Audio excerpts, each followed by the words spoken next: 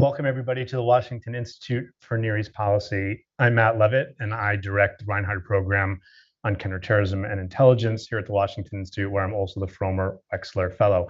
And I'm thrilled to be here with Christine Abizaid, who is the director of the National Counterterrorism Center here in the Washington area. Christy was sworn in to be the director of NCTC in June 2021, but she's kind of been there and done that for about 2 decades beforehand at the Defense Department, at the Defense Intelligence Agency, and a whole lot of other places in between. So, Christy, thank you so much for taking the time to sit here with me and engage in a little fireside chat about what the threat landscape looks like for counterterrorism looking out to 2020. And before we start, I just want to thank both your staff and the Washington Institute staff who made this possible. So thank you all very, very much. We're going to engage in a little bit of a chat, and then we'll open it up to Q&A. Those of you who are participating via the Zoom link will be able to submit questions directly via the Q&A function in the bottom middle of your screen. Anybody who's joining us on YouTube will be able to submit questions via email to the email address policyforum@washingtoninstitute.org. That's policyforum@washingtoninstitute.org. And we'll get to as many of your questions as time permits. Okay. So let's jump right into it. Let's start by just kind of scoping out the geographically and ideologically diversified and transnational, and to steal a word that I saw you use in a congressional hearing, the unpredictable threat environment, both at here, home in the United States and abroad. Okay, great. Well, first, before we dive right in, let me just say thank you very much for the invitation, but also thanks for the work of the Washington Institute. You guys do really good work. It's very thought-provoking. It's really helpful from a policy context, much less just sort of an explanation of the world as it exists. So thank you for your own contribution to the CT community over time, and thanks for the invitation here. It's really great to be here. Okay, yes, so we have a diverse, geographically dispersed, and a highly unpredictable threat environment. Now, in the homeland, it's a threat environment that, I was actually shocked as an intelligence community leader coming back into the CT community that we could describe as less acute here in the homeland than at any time since 9/11. That was true in 2021 when I came back. It's remains true here now, and I think that's a real credit to what has been an amazing and persistent campaign of pressure against our terrorist adversaries over the last 20 plus years since 9/11. But the threat is unpredictable, and when you look at it, let's just start here in the homeland. It's characterized as most likely to occur in the United States from lone actors. Now, lone actors motivated by a range of ideologies. We have lone actors that are motivated and inspired by ISIS, inspired by Al-Qaeda. There are lone actors that are inspired by ideologies that are more domestically bound. Racially, ethnically motivated violent extremism is certainly on the rise, and we see different aspects of the threat manifest here in the United States. And so this lone actor threat, because it is highly individualized, because the way that an individual chooses to turn to violence can be, subject to just so many very personal circumstances. There's not a large network to attach them to be able to do the intelligence and law enforcement work to uncover the big plot. It can be very unpredictable. And I would say, I've testified several times with Director Wray, and we've had lots of conversations about the nature of the threat here in the homeland. And it is a real law enforcement challenge. It's a real challenge for CT professionals, not only here in this country, but also increasingly in other parts of the Western world. We see it in Europe and elsewhere.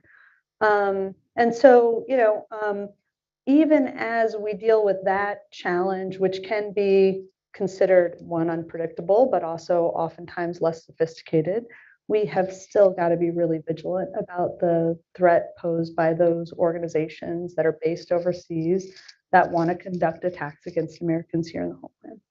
And that's principally an Al-Qaeda and an ISIS threat. Those two threats, even after the years post 9/11, even after the sustained pressure, those threats still exist. And it's incumbent upon us as a CT community to stay laser focused on those threats and make sure that we have a counterterrorism effort here in the homeland, a targeted counterterrorism effort internationally, one that builds on partnerships that make sure that we're able to manage that threat.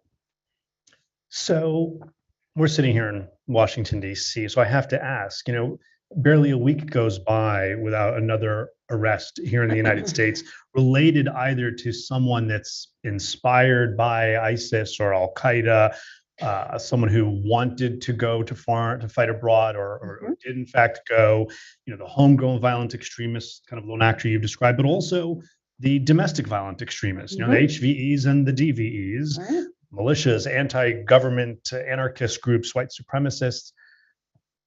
Of all the things that keep you up at night, I'm sure there's one or two. What do you feel is the main, most pressing terrorist threat here in the United States right now? Well, if you look at it by the numbers, by the numbers, the most likely terrorist attack inside the United States is going to be by an individual that is inspired to act based on racial or ethnic motivations, largely driven by a belief in the superiority of the white race. That's where we've seen it manifest. We saw that as recently in Buffalo in May. We've seen it in El Paso prior. And when you look at sort of the numbers of casualties associated with the domestic violent extremist threat overall, this aspect of it that is defined by racially and ethnically motivated violent extremism, that's what we're experiencing in this country. But we're not only experiencing that in this country. Again, the Al-Qaeda and ISIS inspired threat is still there. We have had attacks by individuals. We've had disruptions here in the country of individuals that continue to be, continue to consume propaganda by those organizations that is produced overseas, but very slick in English language, and is continuing to inspire individuals to act here in the United States. And so, between the kind of racially, ethnically motivated violent extremist threat, the homegrown violent extremist threat that's tied to foreign terrorist organizations, those are the ones that are, again, most likely to occur, and often with sort of a lower degree of sophistication than we have been concerned about from kind of this hierarchically directed Al-Qaeda or ISIS sort of transnational plotting. But I caution a little bit, as true as that is, as the lone actor threat is really most manifest here in the U.S. as the threat we're concerned about, the pressure that you need to maintain on the Al-Qaeda and ISIS networks that still want to attack in the United States is absolutely necessary, because a networked organization that has sophisticated means of attacking innocent civilians is still something we've got to be concerned about.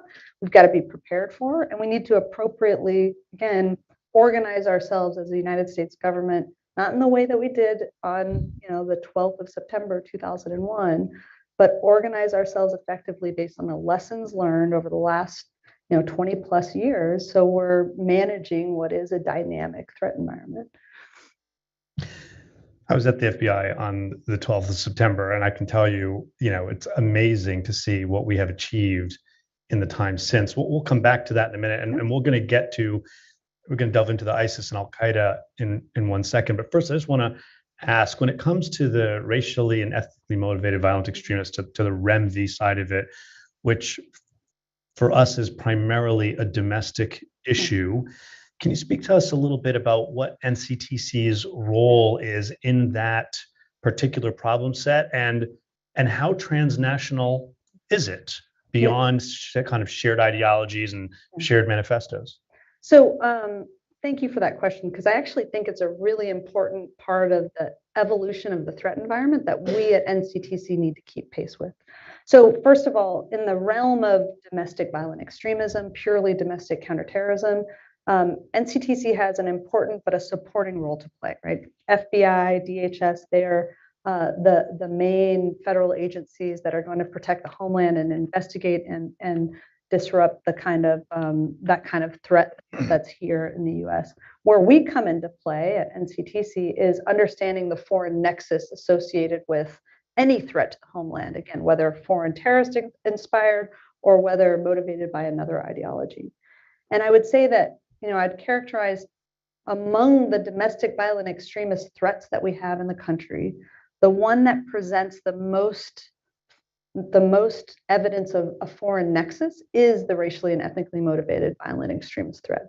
Now, some of this is about online collectives that are transnational in nature. Some of this is about,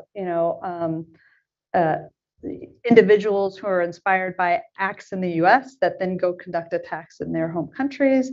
You look at the influence of something like the Christchurch attack and how that has been repeated by so many US domestic violent extremists, but also other international violent extremists.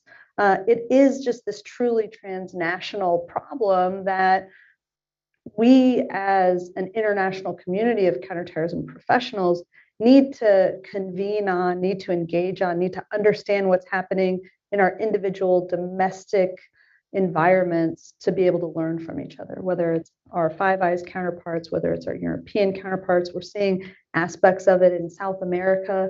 It is truly transnational, not just in the individual connectivity, not just in kind of manifestos and ideologies, but in a way that all of us are experiencing different aspects of it and can learn from it, I think, in really important ways.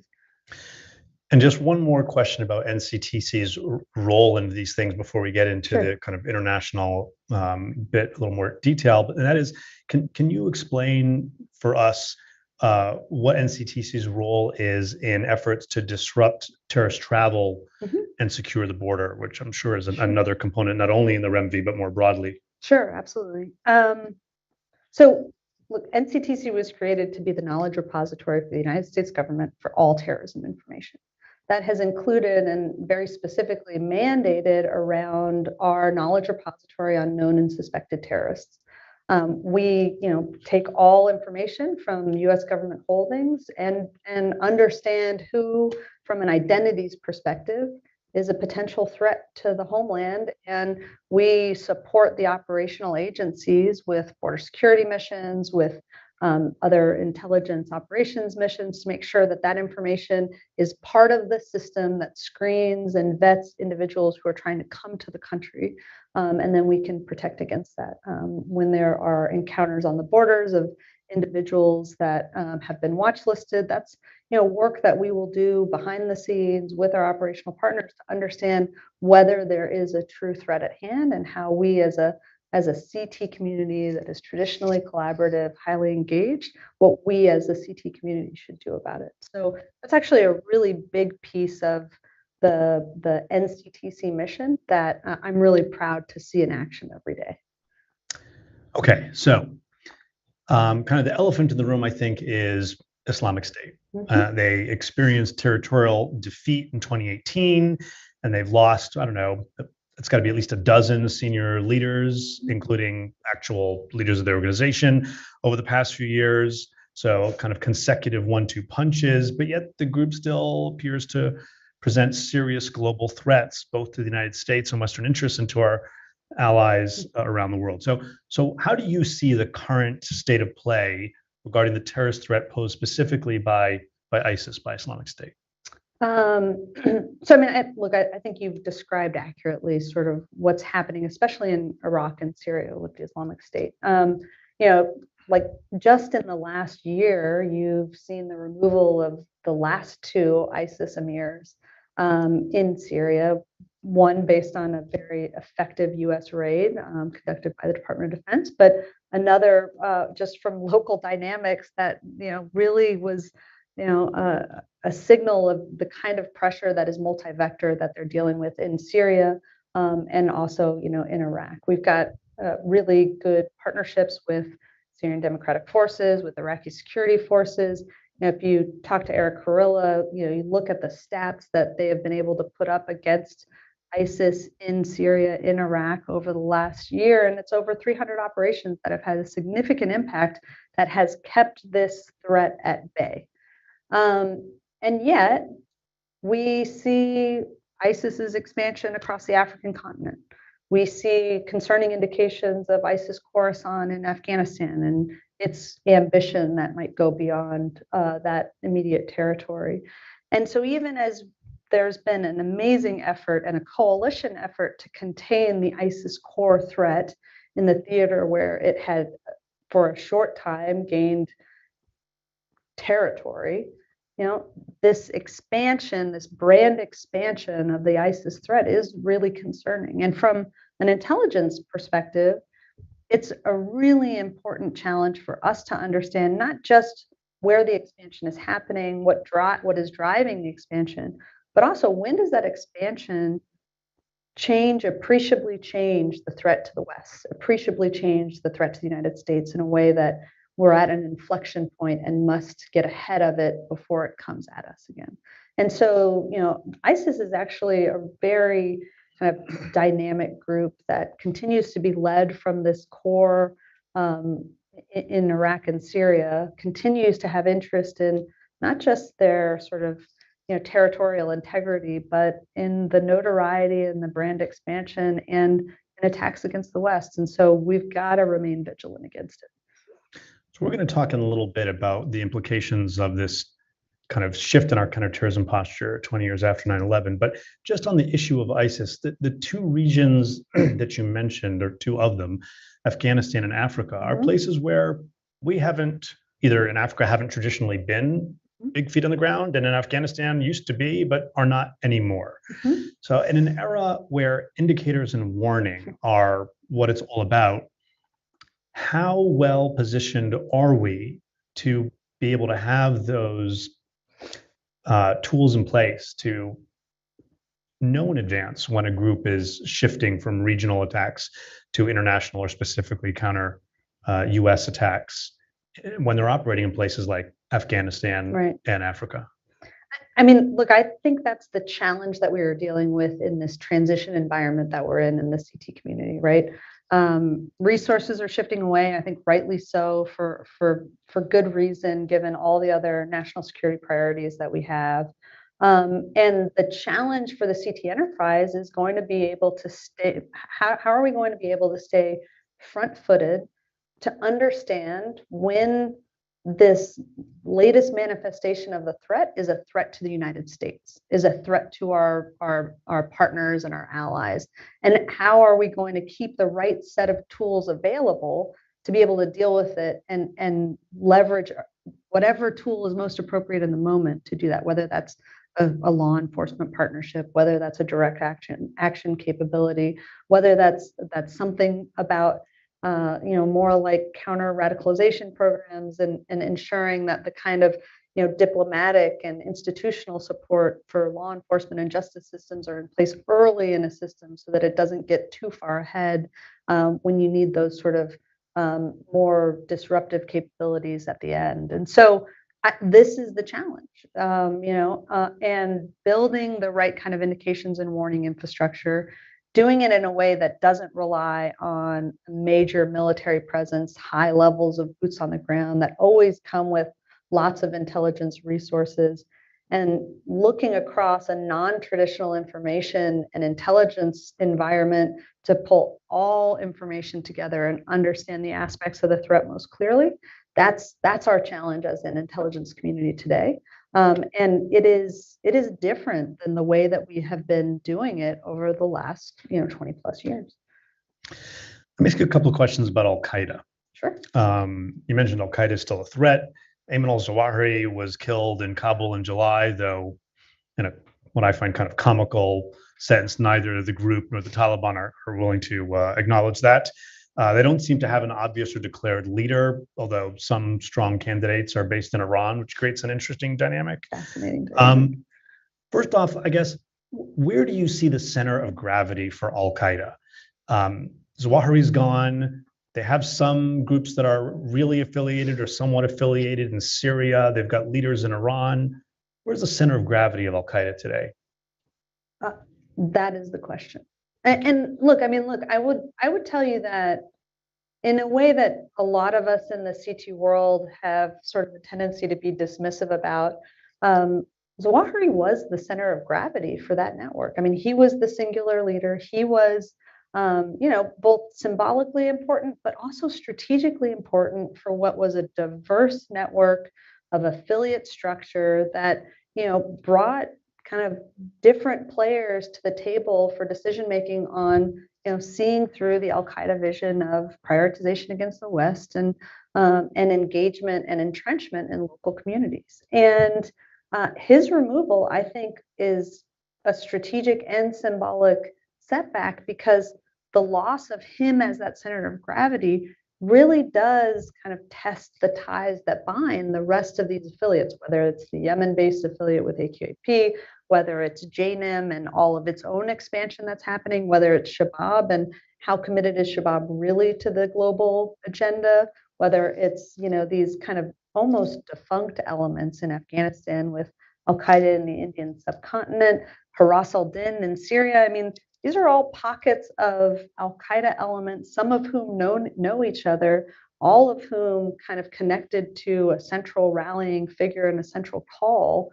And the question for Al-Qaeda that it hasn't answered for itself is who follows. And yes, the best candidates are Saif al-Adil and Abdel Rahman al-Maghrebi that are sitting in Iran. What does Al-Qaeda think about that? How does the network respond to the fact that those leaders are there and almost certainly with the knowledge of the Iranian government? And what does that mean for their credibility? What does that mean for their ability to lead a very diverse organization that is becoming less and less connected because its leaders have been decimated? Let me ask you about Al-Qaeda affiliated groups in Syria. Sure. You mentioned Haras al-Din. At one point, we had talked about the Khorasan group, which is a name that we kind of gave to a group because we didn't know what they called themselves, but they were from Afghanistan, from Khorasan. And of course, there's now HTS, formerly Jabhat Fatah al-Sham, formerly Nusra, formerly three other things beforehand. How do you see the Al-Qaeda presence in Syria today? I mean, with all its branch plans and splitting and infighting and, in some ways weakening of all of those sort of factions that you mentioned, the core Al-Qaeda presence that I focus on is Haras al-Din. It's the core Al-Qaeda presence that CENTCOM focuses on. You see it in some of their operations over the last year. Haras al-Din is concerning to me, not just because of its space to operate in Syria, where we have lots of actors who can operate, but because if we care about the ties that bind, their stature, some of the interconnectivity with other aspects of the Al-Qaeda network, I think are important and really resonant in the Haras al-Din presence. And how much of a kind of counterterrorism focus do we have on a group like HTS, which remains a designated foreign terrorist organization, sometimes carries out operations targeting even more extreme elements in Syria, don't seem to be the good guys, but maybe aren't as bad as Haras al-Din or others? Right. Well, look, I mean, I would say our counterterrorism focus in any theater is going to be first and foremost against those organizations and individuals that are threatening the United States. And when, whether you're part of HTS or Haras al-Din or ISIS, and that threat is clear, then especially in a theater like Iraq and Syria, you will have a lot of attention placed on you as we look to protect our interests. Getting back to Africa for 1 second, I think a lot of people, when we talk about Africa, they think East Africa. You mentioned Al-Shabaab, they think Sahel. You mentioned JNIM. There are also Islamic State elements in both those places. But I noticed that recently there was a Treasury designation, there was a State Department travel warning, both for terrorist activity by some of these groups that are affiliates in places like South Africa. To what extent do you feel that the threat is spreading to other parts of Africa? And what can we do to increase capacity for countries in the region to be able to deal with these threats? So I think you're right. I mean, the main focus and where we are most concerned about that inflection point I talk about that sort of a local or regional threat becoming a transnationally relevant one to us here in the United States, Our main concern is Somalia. Our main concern is the Sahel. But that doesn't mean that you haven't seen ISIS's or Al Qaeda's expansion elsewhere, and particularly ISIS. The South Africa story is a very interesting story.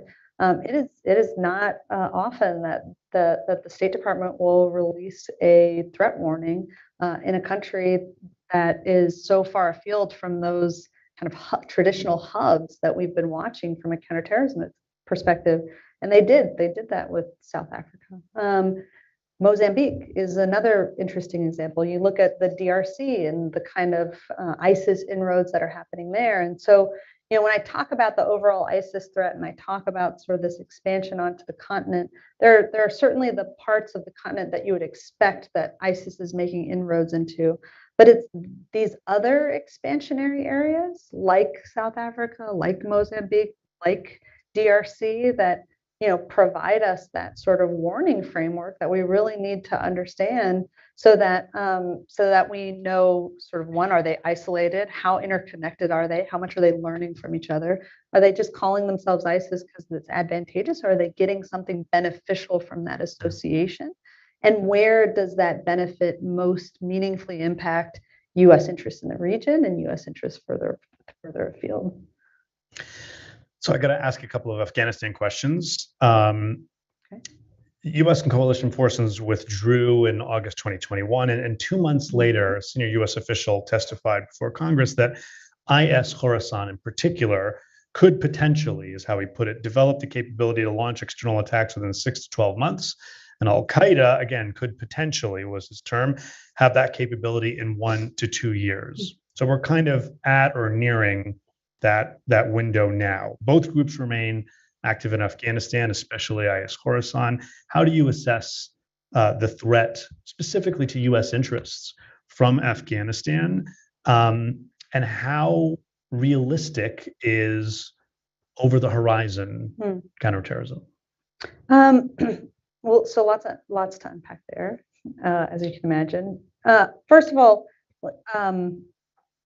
you've cited one senior U.S. official. There have been others that have cited different timelines, especially in the immediate aftermath of the drawdown in Afghanistan. I mean, we were all trying to understand what this new reality of a Taliban-led Afghanistan, of an Afghanistan where the ANDSF no longer had control of the prison system. Like, what did that mean to appreciably change the threat and those organizations that were present there?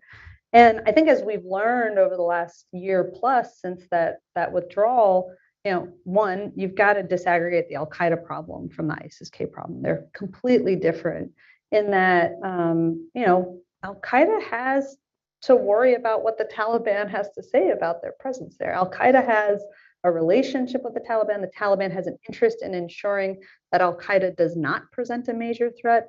The shock of Zawahiri sitting in downtown Kabul was, striking because all of those interests that the Taliban has wrapped up in international legitimacy and trying to move the country forward, even though in many ways they're moving it backwards. And so, the Al Qaeda dynamic is very different. There's, again, that defunct Al Qaeda in the Indian subcontinent group, which is increasingly less of a threat in terms of what's on my radar. You look at the sort of old school Al Qaeda presence, those that have intermarried and engaged with elements of the Taliban. And yes, they're there, but are they organized and coalesced into a real effort against the United States? Not as far as I can tell. And even Zawahiri being in downtown Kabul, he was in downtown Kabul isolated from the rest of the Afghanistan-based elements, as far as we can tell. The Haqqani network wanted to make quite sure of that, and you could see it in the cover-up that they tried to pursue in the immediate aftermath of the strike. And so, the Al Qaeda problem there is a problem. It's a problem that is much different than what I am seeing related to ISIS Khorasan. And with ISIS Khorasan, there are just aspects here that we have got to be very mindful of. You look at the notoriety they got out of the HKI attack, the Abbey Gate attack, as we were evacuating so many Afghans and Americans from Afghanistan in those waning months of August. You look at some of their historical activities, their interest in encouraging attacks, whether in Europe and the United States or otherwise. You look at their own fight for survival against the Taliban and how much of any external ambition they have is really about delegitimizing the Taliban and the sense of security that Afghans feel. And so, when I look at, and, look, I mean, Afghanistan and the region in general also has other sort of CT elements, this diverse milieu of whether it's TTP or IMU or ETIM. There's so many threat actors there, but the threat actor that I am most concerned about raising a threat to the United States, a threat outside of Afghanistan, is ISIS Khorasan. That doesn't mean we don't care about Al Qaeda. It doesn't mean we take our eye off the ball. It just means that as we focus our efforts, we've got to just be very vigilant about how that will evolve.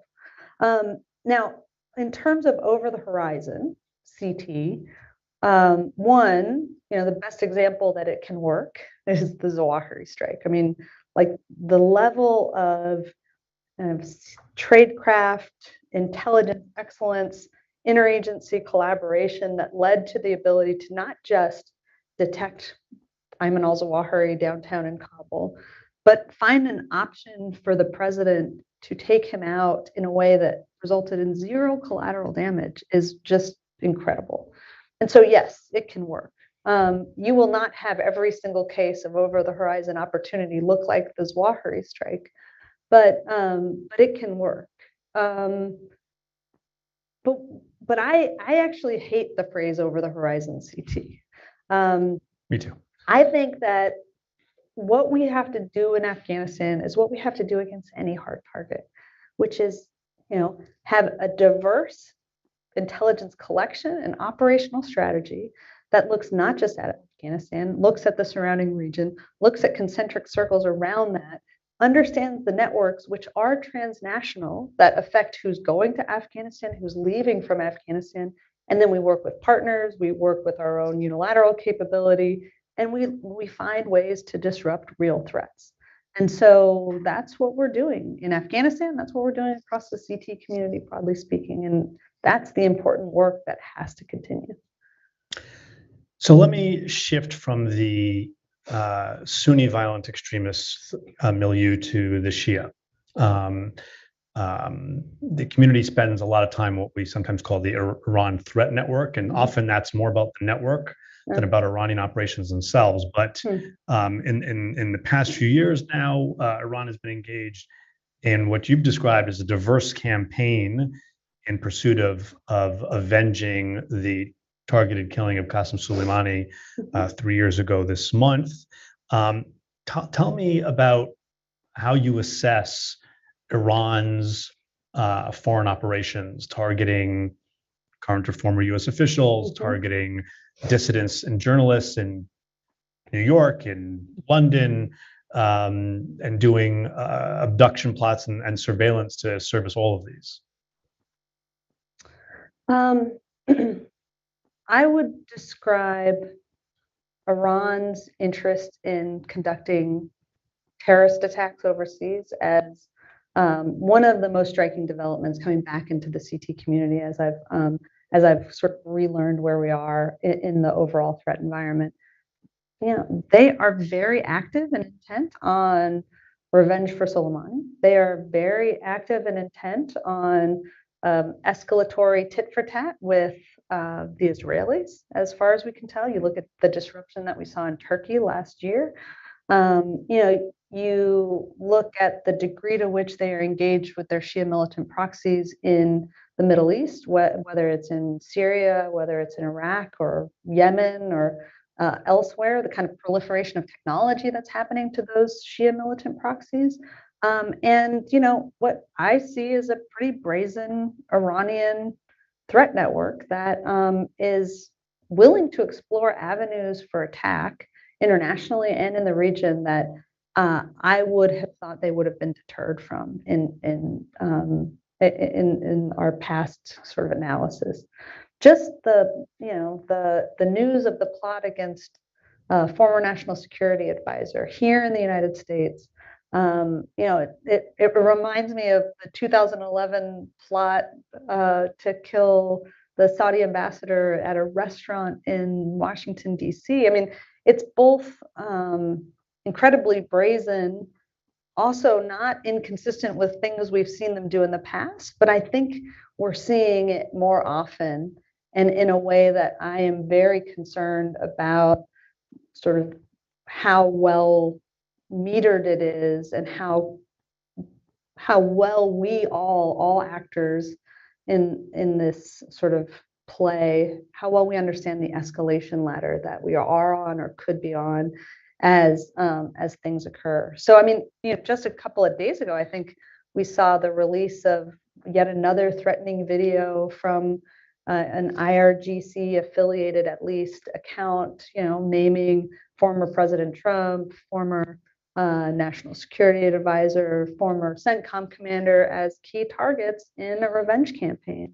And that interest continues, that they're very public about that interest, and that we have actual evidence of them trying to pursue that interest inside the United States is a real concern. And the threats against Iranian activists and journalists here in the United States are also persistent and concerning. And so, Iran is keeping it interesting, and it's not just a proxy battle. It's not just a proxy battle. It's something that Iran is leveraging its own capability to threaten various actors across the world. Aside from Iran's statements, Lebanese Hezbollah leaders have also been vocal about wanting to exact revenge. Nasrallah directly, right? Exactly, Nasrallah directly for Qasem Soleimani's death. And just yesterday, the State Department issued rewards for justice requesting more information about Hezbollah financiers who'd already been designated by Treasury, in this case in Guinea and Africa. How concerned are you, given those types of activities, the conviction of Hezbollah operatives in New York City for activities they engaged in here in the United States and abroad? How worried are you specifically about activity carried out by Lebanese Hezbollah? So I'm always worried about activity carried out by Lebanese Hezbollah, certainly in the region, certainly as an extension of kind of the Iranian state, of the proxies. It is the most capable and kind of almost most mature, in a way that that Hezbollah has its own interests that it'll take after, that it'll take care of, even as the Iranian government looks to leverage it in multiple scenarios. But Hezbollah has a history of capability that goes well outside the region, and they have a level of operational security, a level of sophisticated tradecraft that make them a very difficult target to understand and track. And so I never count Hezbollah out. I never consider their next evolution one that will be purely political.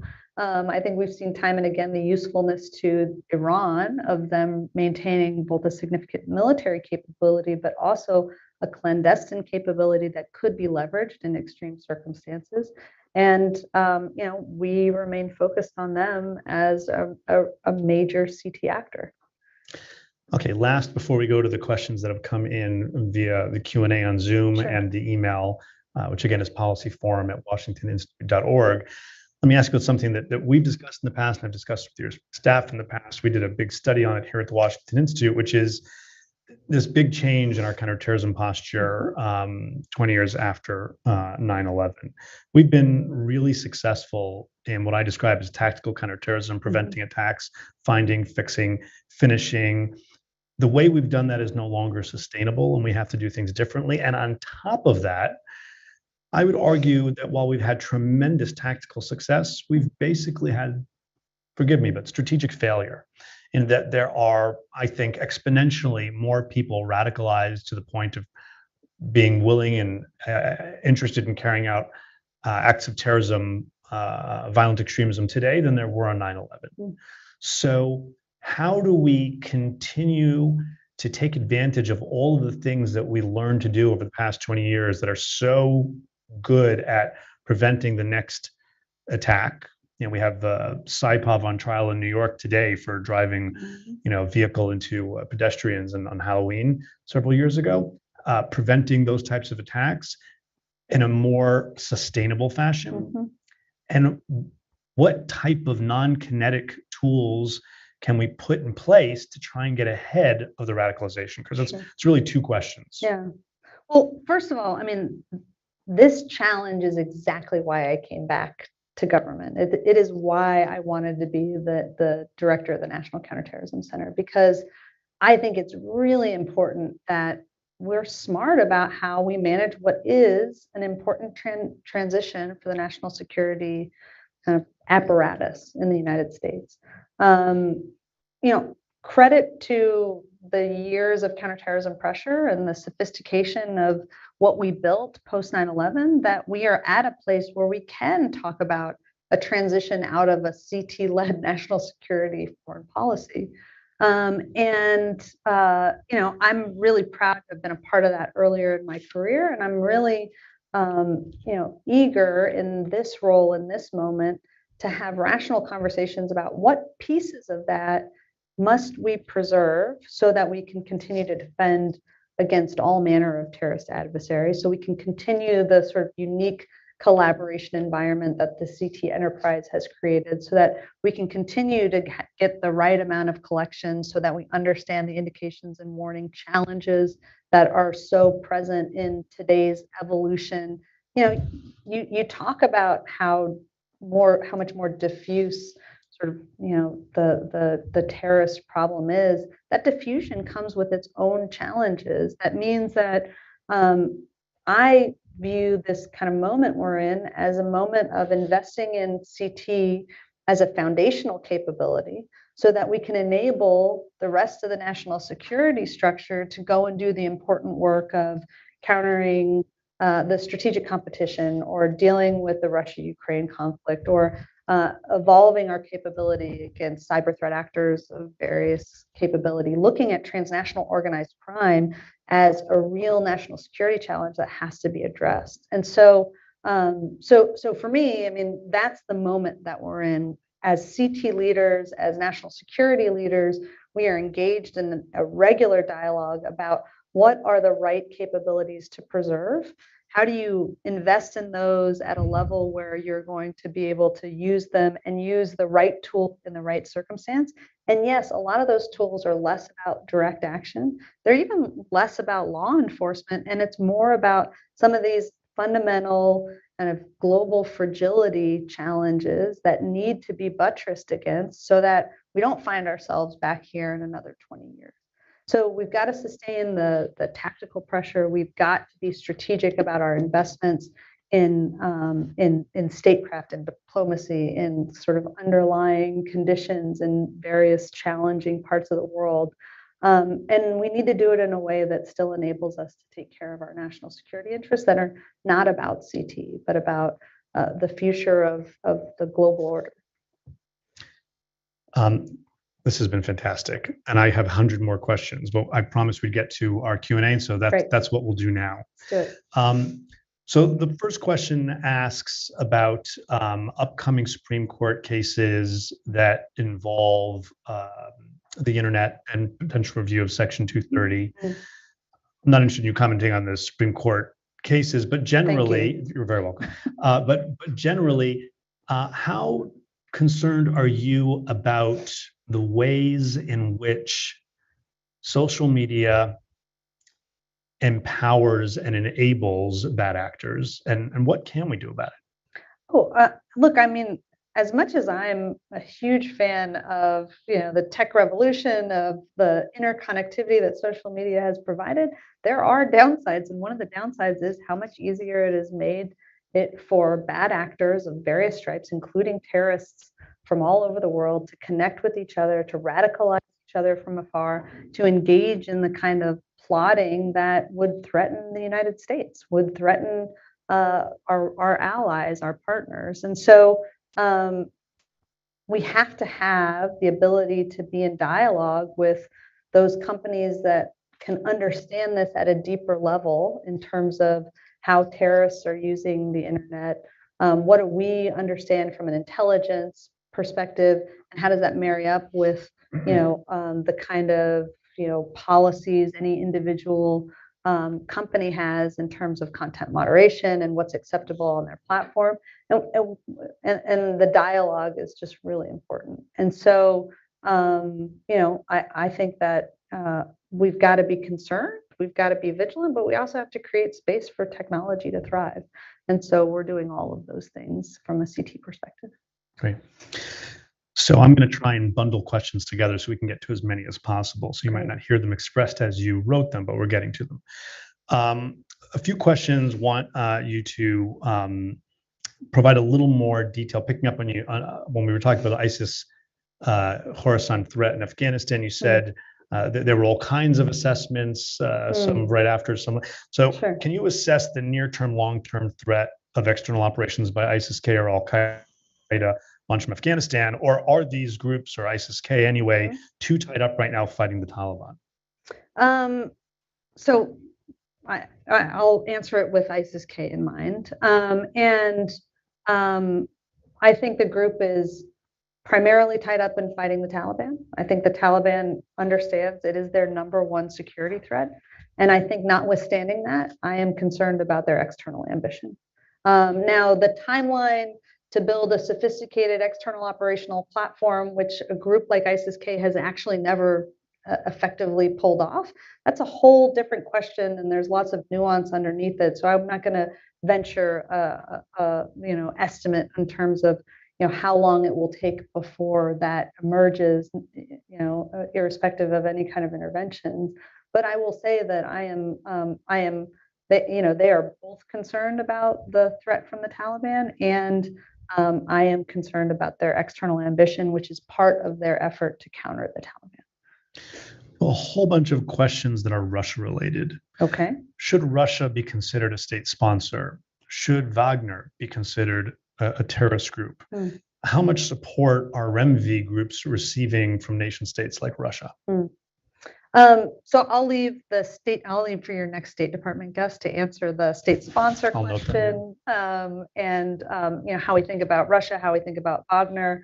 Wagner as a problematic actor in places where we need to make serious CT progress is a major concern of ours. You look at Mali, you look at the Sahel, and I think what you see of like Wagner's counterproductive presence there, it's just problematic. But as we think about racially and ethnically motivated violent extremists, the one group that has been designated is the Russian imperialist movement. We saw, some, very concerning, letter bomb campaigns in Spain here recently. I'm not going to sort of comment on any Russian ties or even attribution to RIM there, but those are the questions that we are constantly asking ourselves, which is, how does the conflict in Russia-Ukraine change Russia's calculus about engaging with state actors? What kind of state actors would be most sympathetic to Russian objectives? And how do we understand that manifestation of the threat in a way that's sophisticated, keeps pace with it, but doesn't try and use the tropes that we have used in the sort of Sunni Islamic violent extremist world, to understand? This is a nice transition to another basket of questions, which get to our ability to balance strategic competition, great power competition, and counterterrorism. And you've talked about counterterrorism being an enabling factor. If we do this well, we create the space for people to be able to put resources to great power competition. But in this context, how good are we at finding the Venn diagram overlap? I love this question. In Africa, for example, I think counterterrorism is one very big form of currency. Absolutely. I think this is a really important question. And it also kind of undercuts this, it's either strategic competition or it's counterterrorism. I mean, first of all, that's so like binary that, none of us that really work in national security think about it in that way. But there are really important aspects of the counterterrorism relationships that we have built over time that matter to the strategic competition landscape. There are really important parts of what we can offer from a counterterrorism perspective that address certain countries' number one concerns, even as we're trying to have long-term strategic conversations about the United States as the partner of choice, vis-a-vis Russia, China, or any other actors. And so from a policy perspective, from an intelligence perspective, understanding that Venn diagram and where the opportunities for the United States exist. And I think particularly in parts of Africa, there are real opportunities that present themselves now. Those are the opportunities that we as a CT community need to be part of the strategic competition conversations to make sure that we're leveraging effectively. Following up on the social media question, we have a bunch of people who are asking questions that boil down to how much radicalization in general, and particularly in the United States, is driven today by online propaganda versus offline direct contact with an extremist or an intermediary. Yeah. And do you see a trend in increasing extremism solely driven by propaganda?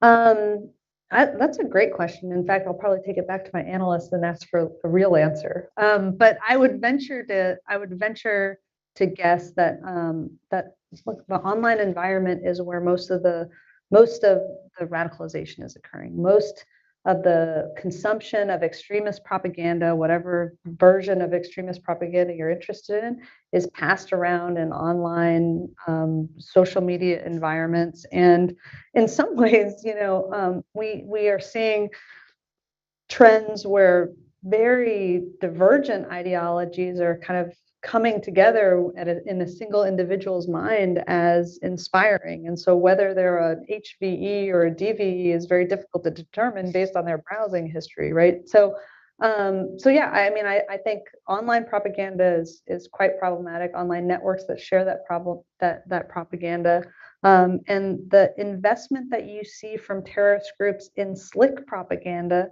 I think shows the value proposition to them of being able to get new adherents to their cause. So we clearly have some of your local and state partners participating excellent. today. And there's a lot of praise, but also several questions about how might NCTC enhance information sharing. One person says nice things and then expresses some disappointment in the decommissioning of the ACT knowledge application. I didn't pay anyone for this. These are wonderful questions. Please continue. We're just here to serve. Yes. What's NCTC's plan to support state and local? So first of all, just broadly speaking, I think it's critically important if we are to be the United States government knowledge repository for terrorism. We have to engage with individuals that actually need that information. And those individuals are, yes, senior policymakers here in the Beltway, yes, individuals with high top secret security clearances. They are also our state and local partners that are pursuing cases, that are looking for signs that individuals are mobilizing to violence, that are dealing with this on a daily basis and just trying to understand what are the kinds of tools, what's the information, what's the background they need to understand how to protect their communities. And that is a space that I think we as the National Counterterrorism Center need to be able to support. Now, we do it obviously in coordination with and support of our DHS counterparts, our FBI and DOJ counterparts, those lead domestic agencies. But we have information, knowledge, and expertise that we want to get out at the lowest classification level possible, so we can inform the way in which our first line protectors can protect their communities. And so for me, this is a big area of focus as we think about the evolution and the transition of the CT community. We have to think about how that it manifests in the customer environment that we're trying to serve. And we need to get information into the hands of individuals that are most likely to experience or protect from a terrorist attack.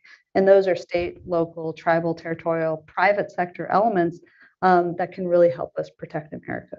So I've got an organization that's focused on outreach, focused on both international and domestic kind of engagement so that our knowledge can be shared effectively. And as part of that, we did do fantastic job actually on one of the United States government's first information sharing apps called Acknowledge that we stood up last year. We spread it to federal, state, local, and some international counterparts. But just in response to congressional direction, we had to decommission it. So we weren't, we were really proud of that app. We thought it got information into the hands of individuals that needed it. We thought it provided great contextual and situational understanding of what was happening. But now there are other ways that we will continue to serve. We will do it through email distributions. I would, I'm happy to, after this, get out to any of those that are asking the way in which they connect with our 24/7 Ops Center to get the information that we were disseminating through that app. We'll still serve our state and local, tribal, territorial, private sector, et cetera, customers. We'll just do it in a different way. You heard it here. I got a whole bunch of questions about Syria. We're not going to be able to cover them all, but to what extent do you see the Syrian civil war as a kind of festering wound that is going to continue to drive extremism in the region, either because of the Sunni jihadist groups that are operating there, some of them trying to govern, because of the presence of Iranian proxies sometimes shooting at U.S. forces, or, to be blunt, because of the presence of President Assad? Look, I mean, the challenges in Syria are, I mean, you talk about that Venn diagram of strategic competition, of terrorism. You look at like the aspects of the Iranian threat network. I mean, it's all happening in Syria all at the same time, including on single flights that we're trying to deconflict or operations that we're trying to pursue. The complexity that I think the conflict in Syria introduces into how we manage the CT fight is significant. And as much as I sort of talk about ISIS core sort of being managed into a local insurgency and one that we must sustain pressure on, I also recognize you've got you have a significant population of radicalized individuals in IDP camps, in prisons scattered throughout Syria that represent the potential of a future threat if not appropriately engaged and handled and protected against. And so it's a festering problem. It's a festering problem with a degree of complexity that all aspects of our national security challenges really just show up in that one territorial conflict. And it requires a level, I think, of sophistication, collaboration, and engagement across intelligence, operational, and policy communities that we've just got to kind of force because it won't happen naturally. So I pretend to be a nice person most of the time, but you're about to find out that I'm not really, because I've saved the big one. The big one for last. And that is, and a great segue there. So what do we do about Al-Hol? Al-Hol for me is kind of the big nightmare. And just today, our partners in the region announced a bunch of arrests, thwarting an attack, including several operatives who came directly from Al-Hol. So it's not completely locked down. What do we do about Al-Hol? What do we do about Al-Hol? In about 2 minutes. What do we do about Al-Hol? Again, I am looking forward to my State Department and policy colleagues to come here and answer that question. But it is a significant challenge, and it's on the one hand, you want to engage the international community to make sure that the humanitarian situation is protected, right? On the other hand, you've got very large population of foreigners that you want to get out of the situation in Syria and back into their home countries. And for lots of different reasons, negotiating those repatriations or engaging with those foreign counterparts will result in, at best, mixed success, but slow success, right? We're talking about thousands and thousands and thousands of individuals and success that happens in the tens and the fives. And so it is a problem that we've got to stay focused on. We've got to continue to chip away at. We need to understand the dynamics of, and to be honest, I mean, it is an intelligence challenge to really understand what's happening in these camps where we have very limited access. And we just can't lose sight of what that problem could mean for the future of the threat, what it means for how it evolves next. And so we've got our work cut out for us. And of course, how to solve all holes, not really NCTC's bailiwick, but so long as it is a problem, having the ability to understand what's going on in and through and about is. Exactly. I want to thank you for taking the time to schmooze here today and to be so open with your thoughts. I want to thank you all for joining us, and thank you for submitting your questions. Thank you very, very much. Yeah, no, thank you very much. It was really great.